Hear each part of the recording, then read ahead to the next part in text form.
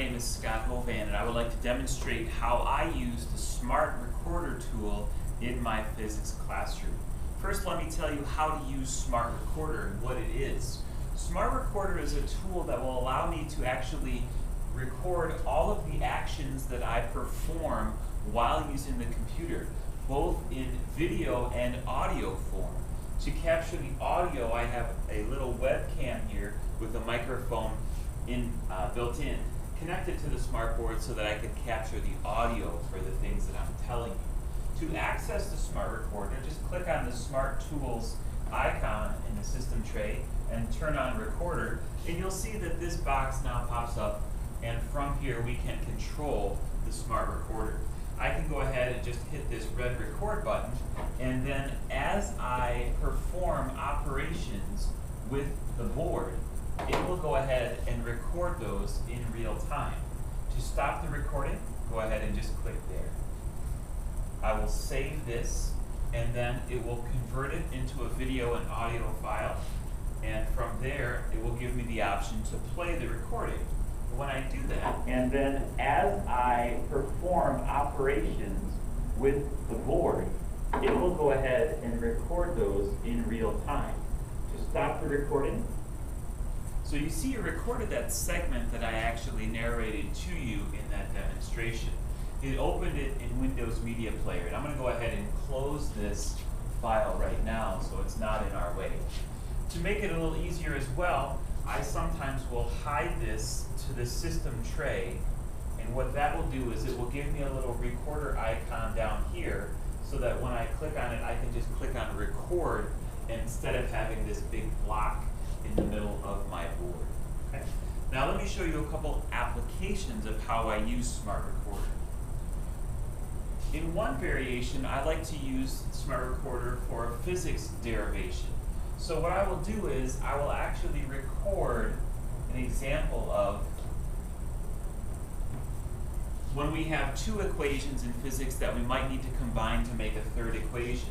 I'll actually narrate to the students how I might solve this equation for t, and then from that take this expression for t and put it into this equation so that we have an expression that looks like this.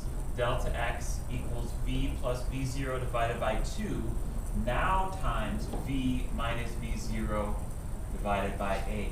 And then I go ahead and follow through the derivation, ending up with a formula that looks like this.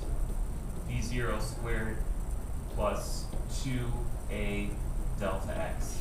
I will not go through the entire derivation, but I use this and I show the students it first while I'm recording it, and then I actually go back and play the recording again. So I would go ahead and hit stop and then go through the save options, and then I could play the recording once it asks me if I'm interested in doing that. I'm not going to do that right now for the sake of this video, but if I wanted to, I would go ahead and just hit play recording. You'll notice that it says right here the final file size was 441.7 kilobytes. So it gives you that information if you're concerned about file size. Now, one other application of the Smart Recorder that I use is with the creation of software tutorials. We use some software in our physics class called Logger Pro.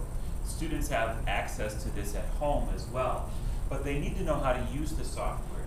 So I've created tutorials for them on how to use this Logger Pro software. I did that by using Smart Recorder. So you see an example here. So welcome to Logger Pro. You see when you open the program, we have two columns ready for us to enter data, and the graph shown right here. The first thing we're going to do is to change the headings for our graph. This is going to be a position versus time graph.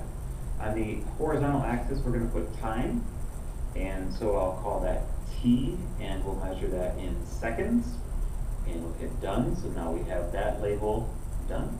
We'll double click on the y on the vertical axis. We're going to call this position, and position is actually symbolized with an x, like x marks the spot, and this will be in meters.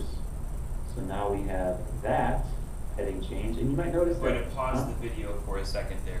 So you see that we're able to actually follow a step-by-step sequence of operations for the students in actually using this software for the first time.